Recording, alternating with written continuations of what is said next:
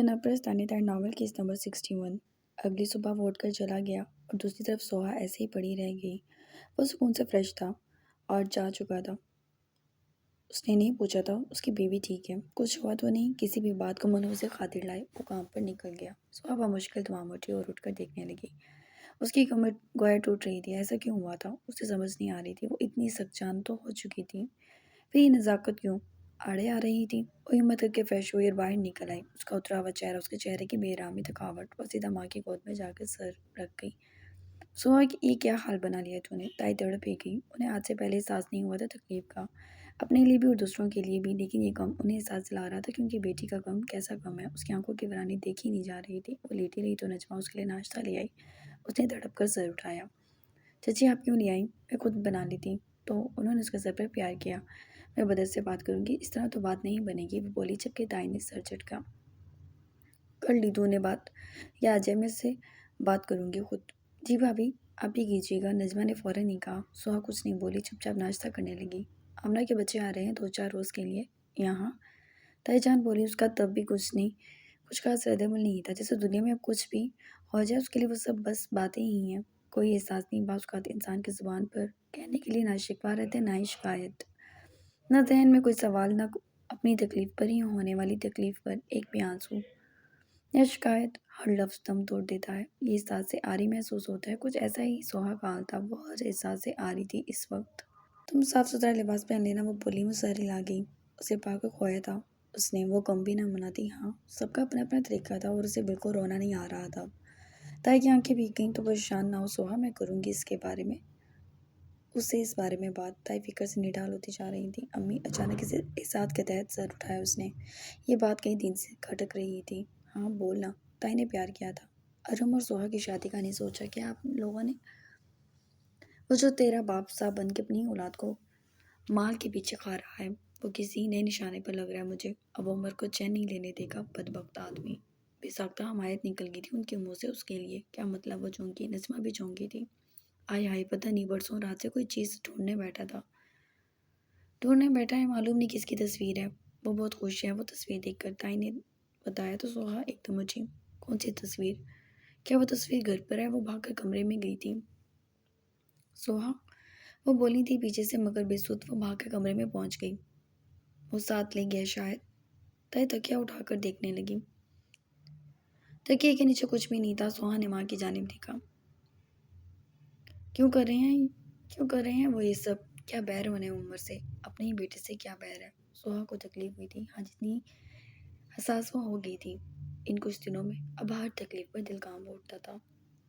ہاں اسے حرم جیسی اولاد چاہیے، لالچی خود غرض، وہ کہہ کے باہر نکل گئی، جبکہ سوہا اور نجمہ نے حیرانگی سے اس کی پوچھ دیکھتی رہ گئی۔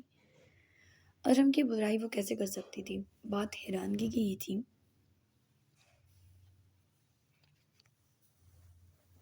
آمنہ کی دونوں بیٹیوں، داماد اور آمنہ خود اور ان کا بیٹا سب آ چکے تھے۔ ان کے لیے کھانا بنایا گیا تھا اور کافی اہتمام کرنا چاہتی تھی تائی اپنی بہن کے لیے، کیونکہ جب وہ جاتی تھی تب آمنہ بھی دسترخوان پر دیتی تھی، لیکن ان کے ہاتھ میں فی الحال کچھ بھی نہیں تھا، اور ان سے جتنا ہو سکا تھا انہوں نے کیا تھا۔ سو تھوڑا سا فریش ہو کے ان سب کے سامنے آئی۔ اس نے لائٹ کلر کا سوٹ پہن رکھا تھا اور اس پر باریک سی شالی ہے۔ وہ آئی سب سے ملی۔ ارے سوہا کتنی بدل گئی ہو تم، ماشاء اللہ، آمنہ بولی، جبکہ آمنہ کے ساتھ ساتھ باقی سب بھی۔ اس کی پیشانی پہ ایک بل پڑا۔ کیا وہ سب اس کا مذاق بنا رہے تھے؟ وہ کنفیوز سی سر جھکا کے مسکرا بھی نہ سکی۔ ماشاءاللہ بہت ہی بدل گئی ہو اور کافی پیاری لگ رہی ہو۔ شادی کے بعد تو سبھی بدل جاتے ہیں، لیکن سب پر الگ الگ ہی روپ چڑھتا ہے۔ اب صدف کو دیکھو، شادی سے پہلے کیسے پیاری ہوتی تھی، اب گھر کی کام کر کر کے کیسے بالکل سوکھ کر کانٹا ہو گئی ہے۔ آمنہ بولی تو سبھی ہنسنے لگے، جبکہ سوہا مٹھیاں بیچ کی نظر جھکی ہوئی تھی۔ صدف کو برا کیوں نہیں لگا؟ اس کی ماں نے سب کے سامنے اسے کیسے کہہ دیا؟ وہ ہنس رہی تھی، کیوں اسے برا نہیں لگا؟ اور جس کی تعریف کی جا رہی تھی اسے بہت برا لگ رہا تھا، جیسے سب اس کا مذاق بنا رہے ہوں۔ وہ کچھ دیر بیٹھی رہی اور پھر اٹھ کر لان میں آ گئی۔ پیچھے امی آمنہ آنٹی کو بتا رہی تھی کہ وہ پریگننٹ اور ماشاءاللہ ٹوئنز ہیں، اور باہر آ گئی۔ آج دھوپ تیز تھی مگر اسے بری نہیں لگ رہی تھی۔ تو واقعی بدل گئی ہو۔ اچانک شہریار کی آواز پر وہ مڑی۔ آواز تیز تھی، اس کے بال بکھر کر چہرے پر آ گئے۔ اس نے دوپٹہ درست کیا اور گہرا سانس بھرا۔ چلاکی تو بالکل دکھائی نہیں دے رہی۔ وہ ہنسا تو سوہا بھی ہنسی۔ بدن نے کافی بدل دی ہے، اور اچھی بات ہے، سب کو چینج آنا چاہیے۔ وہ بولا تو سوہا سر ہلا گئی۔ کافی خوبصورت بھی ہو گئی ہو۔ ایک دم وہ چٹکے سے موڑی۔ ایسا لگتا تھا کوئی اس پر تذاب پھینک رہا ہو۔ تم مجھ سے ایسی باتیں کس لیے کر رہے ہو؟ مجھے علم ہے میں کیا ہوں۔ نہیں سیریسلی یقین اسی بات پر نہیں آ رہا۔ وہ مسکرایا۔ Shut up. لو بھلا آئینہ نہیں دیکھتی؟ بدر نہیں بتاتا کیا؟ وہ کھل کر ہنسا۔ وہ دونوں ہی امور تھے اور سوہا کو بچپن سے ہی اس سے چیڑ تھی، کوئی خصوصی، لیکن اب خاموشی سے اس کی بات سن رہی تھی، اس سے بات کر رہی تھی۔ شہریار، اس کی سنہری رنگت، اس کا بھرا بھرا وجود، اس کے چہرے کی ساخت کی تبدیلی سب دیکھ کر حیران تھا۔ اوپر سے مزاج کی تبدیلی بہت زبردست تھی۔ وہ حیران ہوا تھا۔ سوہا نے رخ موڑ لیا۔ تم اندر جاؤ، کھانا کھاؤ، وہ بولی۔ نہیں، مجھے تم سے بات کرنی ہے۔ ایک بات تو بتاؤ ذرا تم مجھے۔ وہ پرانی باتیں چھیڑ گیا۔ اسے اس کی حرکتیں بتانے لگا کہ وہ اس کے ساتھ کیا کیا کرتی تھی۔ سوہا کو بے ساختہ ہنسی آنے لگی اور وہ اس کی باتیں سننے لگی۔ دماغ ہٹ گیا تھا ان ساری باتوں پر سے جو اسے پریشان کرتی تھی، اور شہریار اور وہ ہنسنے لگے، اپنی پرانی باتیں یاد کرنے لگے۔ اپنی پرانی بے وقوفی پر ہنسے وقت کا اندازہ ہی نہیں ہوا کتنا وقت گزر گیا انہیں۔ وہ مسکرا دی، ہنس رہی تھی، ہنستے ہوئے اس کے بال اٹھتے اور وہ بے دھیانی میں انہیں سنوارتے آج بہت مختلف لگ رہی تھی۔ شاید مامدنے کا رخ چڑھا تھا جس سے وہ خود گھبرا رہی تھی، کیونکہ بدر اس سے نفرت کرتا تھا اور وہ کر رہا تھا۔ اوہ ہو، تم دونوں اندر آ جاؤ، کھانا کھا لو، شہریار کی بہن بولی۔ اب تو چائے پینے کا وقت آ گیا ہے۔ چلو بھائی سوہا، اب سارے ہنر دکھا دو۔ وہ مسکرائی اور سوہا سر ہلا کے اندر آ گئی۔ اس نے چائے بنائی۔ وہ وہیں کھڑا تھا اور اس جلد میں بدر اندر داخل ہوا۔ گھر میں مہمان اور ہنسی مذاق کہہ کے سن کے ایک پل کو رکا، آمنہ سے ملا اور آمنہ نے اسے وہیں بٹھا لیا، جبکہ وہ کچھ چیزیں لینے آیا تھا۔ اسے مروتاً وہیں بیٹھنا پڑا تھا۔ اور بھائی بدر، کیا حال چال ہے؟ سب سے پہلے تو بہت مبارک ہو تمہیں، ماشاءاللہ۔ وہ بات ادھوری چھوڑ گئی۔ بدر نے سر ہلایا۔ اور پھر تمہیں یاد آیا تم نے مجھ سے بدلہ لیا، اتنے زور زور سے غبارے مارے تھے تو تم بہت بدتمیز تھے ویسے۔ وہ بولتی ہوئی باہر آئی۔ شہریار پیچھے پیچھے تھا، ہنس رہا تھا۔ یو ڈیزرو، یار تم نے میرا بازو توڑ دیا تھا۔ دونوں کی نظر بدر سے ملی۔ بدر نے سوہا کی جانب دیکھا اور مسکراتی ہوئی باہر نکلی تھی اور بدر کو دیکھ کر مسکراہٹ سمٹ گئی۔ شہریار نے آگے بڑھ کے بدر سے سلام کیا۔ سنجیدگی سے جواب دے کر وہ بیٹھ گیا۔ سوہا نے چائے بیچ میں رکھی اور سب سے پہلے اسے ہی دی۔ نہیں، مجھے نہیں پینی۔ تو میرا سامان نکال دو، مجھے جانا ہے۔ وہ کچھ کاغذات رکھوائے تھے الماری میں۔ کافی سنجیدہ تھا وہ۔ سوہا سر ہلا کے اٹھی اور باقی سب کو بھی ساتھ کے ساتھ چائے سرو کرتی تھی۔ جبکہ بدر اٹھنے لگا تو آمنہ نے دوبارہ بٹھا لیا۔ ارے بھائی ہم تو کچھ دیر میں چلے جائیں گے، بیٹھ جاؤ، وہ بولی۔ بدر سے باتیں کرنے لگی۔ سوہا اس کا سامان لے آئی اور ٹیبل پر رکھ دیا، جبکہ وہ الگ صوفے پر بیٹھ گئی۔ پاؤں اوپر کر کے وہ بیٹھی بالکل مختلف سی لگ رہی تھی، اور اس حد تک کہ بار بار سب کی نگاہ اس پر اٹھ رہی تھی۔ چائے تو کافی اچھی بنا لیتی ہو تم، بدر تو روز تعریف کرتا ہوگا، شہریار شرارتی لہجے میں بولا، جبکہ سوہا بس مسکرائی۔ تمہیں اچھی لگی ہے؟ وہ پوچھنے لگی۔ ہاں بالکل، آج تمہارے جیسی لگی ہے جیسے تم اچھی لگ رہی ہو۔ ویسے چائے بھی اچھی ہے، وہ بولا تو سوہا نے اس کے شانے پہ مکہ مار دیا۔ مجھے لگ گیا پتہ تم بہت فضول بولتے ہو، اور مجھے یہ لگ رہا ہے میں نے کیوں نہیں کر لی تم سے شادی۔ اس کا مذاق تھا یہ، اور سوہا بھی منہ بنا کے ہنسی۔ تم سے کیوں کرتی میں بھلا؟ ہاں، پہلے تمہارے اندر چلاک آتما جو تھی۔ وہ دونوں ہنسی، جبکہ بدر اس فرینکنس پر حیران ہونے کے ساتھ ساتھ پہلو بدل رہا تھا، اور آمنہ اس کی جان نہیں چھوڑ رہی تھی۔ مروتاً کچھ دیر بیٹھ کر وہ ایکسکیوز کرتا اٹھ گیا۔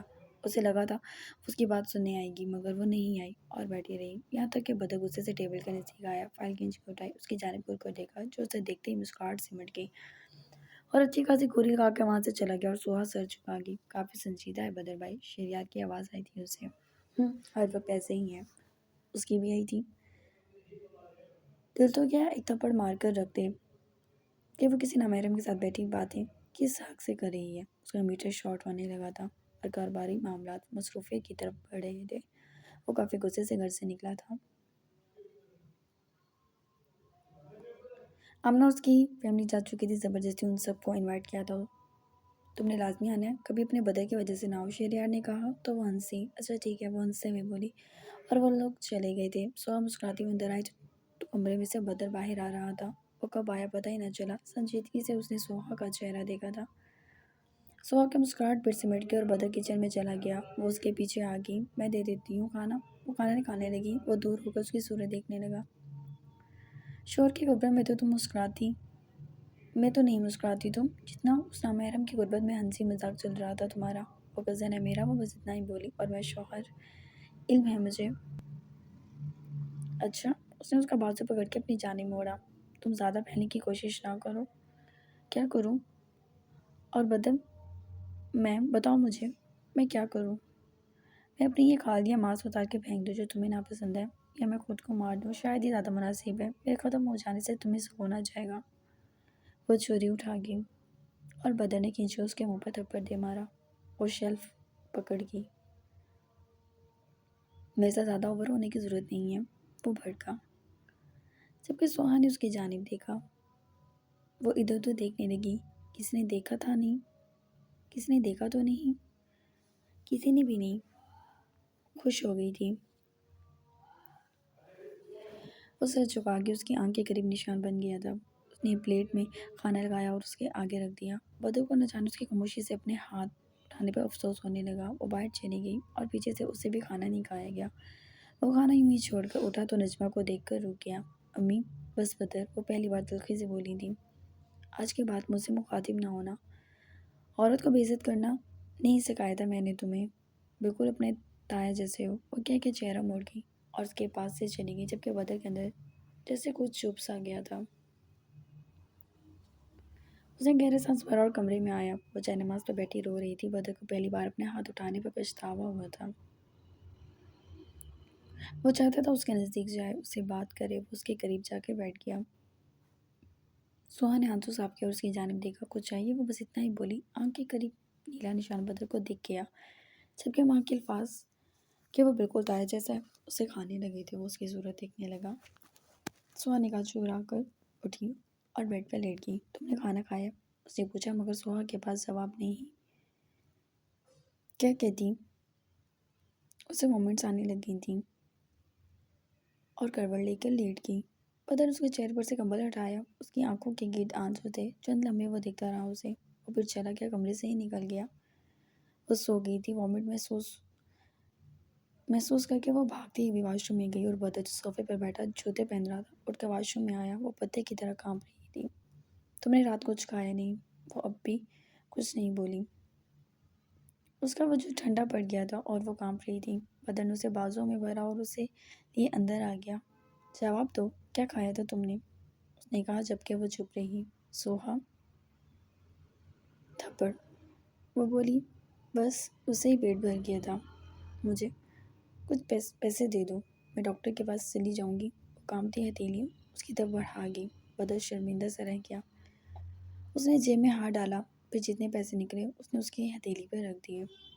اتنے تو نہیں چاہیے تھے۔ اس نے 2 نوٹ رکھ کر باقی اسے دے دیے اور اٹھ گئی۔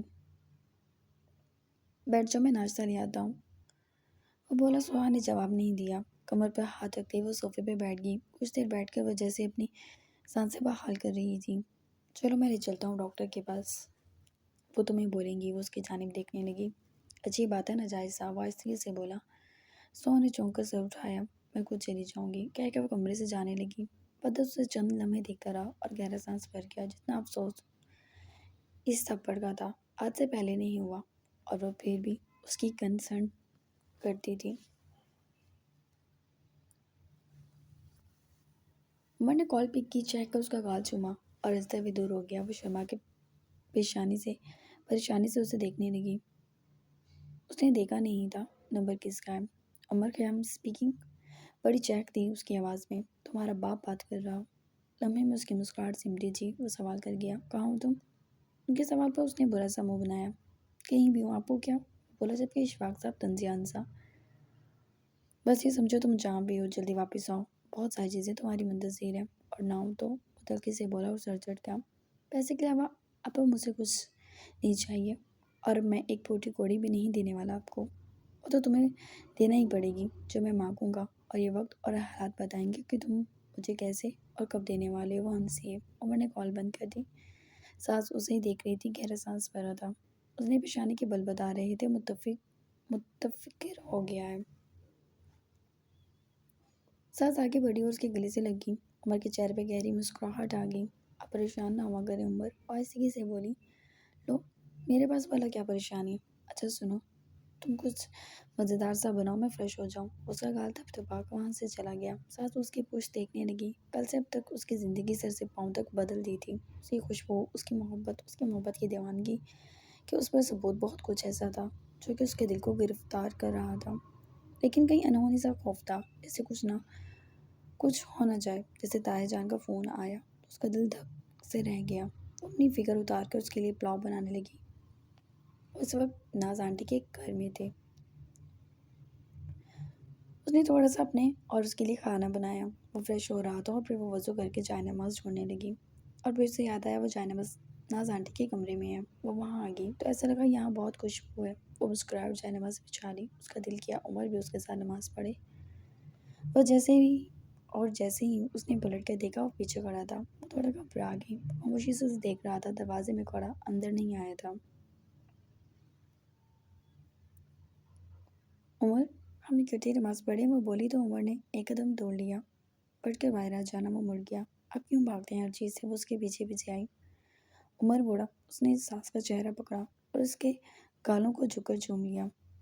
مجھے بس تم مل گئی ہو، اب مجھے کچھ نہیں چاہیے۔ اللہ کے بنا انسان ادھورا ہے، اسے سب کچھ مل جائے گا، چین نہیں ملے گا۔ یہ غلط ہے عمر، پتہ ہے۔ وہ ہاتھ اٹھا کر بولا اور لان میں اتر گیا۔ ساس نے وقت دیکھا، ظہر کا وقت ختم ہونے کو تھا، پہلی دیر ہو گئی تھی۔ وہ منہ بنا گئی اور اپنی نماز پڑھ کے وہ باہر آئی تو وہ لان میں بیٹھا تھا۔ شاہ نواز نے شاید انوائٹ کیا تھا، اس سے بات کر رہا تھا۔ اوکے میں آتا ہوں، وہ بولا اور ساس کی جانب دیکھا۔ چلو شاہ کے پاس چلتے ہیں۔ وہ کچھ نہیں بولی کیونکہ فائدہ ہی نہیں تھا، مانی تو تھی نہیں اس نے۔ اس کے بعد مان کو اس کے حکم کے مطابق چلنے لگی۔ وہ لوگ کچھ دیر میں شاہ کے گھر پہنچے اور ساس تو جھجک رہی تھی۔ وہ ایزا کا گھر تھا، وہ اتنی دھڑیلے سے کیسے آ سکتی تھی جبکہ وہ تو اڑتا ہوا اندر داخل ہوا تھا۔ اور جیسے ہی اندر داخل ہوا، دادی جان نے اس کے لیے باہیں کھول دی۔ میرا بیٹا آیا ہے، وہ بولی۔ عمر رک گیا، حیرانگی سے انہیں دیکھنے لگا۔ دادی جان مسکرا دی تھی۔ وہ سوال کرتا کہ شاہ نواز اور ایزا بھی آگے۔ ایزا کا لاسٹ منتھ چل رہا تھا، وہ کافی ہیلدی ہو گئی تھی۔ شاہ نواز نے اس کے لیے بازویں کھولی تو وہ اس کے بازو میں سما گئی، اور ایزا اس سے بھی ملی، جبکہ ساس ایک طرف کھڑی تھی۔ دادی جان سے بھی ملو۔ وہ جھکا، ان کے آگے سر جھکا دیا۔ ساس بھی آگے بڑھ کر انہیں سلام کر گئی۔ یہ چھوری، مجھے تو لگتا ہے تو بولتی ہی نہیں، وہ بولی، جبکہ عمر نے آئی برو جھکائے۔ بزرگوں پنگے کم لیا کرو عمر، شاہ نواز نے ٹوکا۔ وہ زبان دبا گیا، جبکہ ایزا نے ساس کی جانب نہیں دیکھا۔ ساس سر جھکا کے کچھ کنفیوز ہی لگ رہی تھی۔ عمر نے اسے اپنے نزدیک کر لیا۔ شاہ نواز کے پاس بیٹھ کر وہ تو جیسے دنیا ہی بلا دیتا تھا۔ وہ شاہ نواز کو سب کچھ بتا رہا تھا کہ وہ کیسے غصے میں آیا اور کیسے کیا کیا کچھ اس نے۔ شاہ نواز بھی ہنس رہا تھا، اور پھر شاہ نواز نے ہی پوچھ لیا، تم برات والے دن بھی غصے میں تھے؟ وہ پوچھنے لگا، جبکہ عمر نے شانے جھکا دیے۔ اب نہیں ہے۔ اچھا یہ بتاؤ، منہ دکھائی کیا دی؟ عمر خیام پورا دے دیا، اور کیا دوں؟ اوہ ہو، شرم کرو یار۔ شاہ نواز نے اسے شرم دلائی۔ وہ منہ بنا گیا۔ آپ نے جانے کو کیا دیا تھا؟ پوچھ لو ذرا، فخر سے وہ آنکھ کے اشارے سے بولا۔ ایزا نے چین نکال کے دکھائی جس میں ایک ہیرا بیچ میں جڑا ہوا تھا۔ اوہ ہو، رہنے دے جناب، پرانی چیزیں میں پہلے ہی دے چکا ہوں۔ اس نے ساس کی گردن کی جانب اشارہ کیا۔ اس کی گردن میں گولڈ کی چین تھی۔ شاہ نواز کوئی جواب دیتا کہ اس کا فون بجنے لگا۔ اوہ ایکسکیوز می گائز، میں آتا ہوں۔ وہ اٹھ کر اور کیا؟ ساس اور ایزا خاموش تھے۔ عمر نے دونوں کی طرف دیکھا۔ تم دونوں جانے دشمن ہو کیا ایک دوسرے کی؟ اس نے بے ساختہ سوال کیا تو ایزا چونک گئی، ساس کی جانب دیکھا، اور ساس تو پہلے سر جھکائے بیٹھی تھی۔ سونے، اس نے پیار سے اس کے سر پہ ہاتھ رکھا۔ جاؤ ایزا کے پاس، وہ بیوی سے بولا۔ ساس ہلکا سا مسکرائی، سامنے اس کی بہن تھی، وہ واقعی بہت کچھ جھیل چکی تھی۔ ایزا نے لیکن کوئی رسپانس نہیں دیا، اٹھ گئی۔ ساس شرمندہ سے ہوئی۔ عمر نے آنکھ کے اشارے سے اسے اس کے پیچھے جانے کے لیے کہا تو ساس اس کے پیچھے چلی گئی۔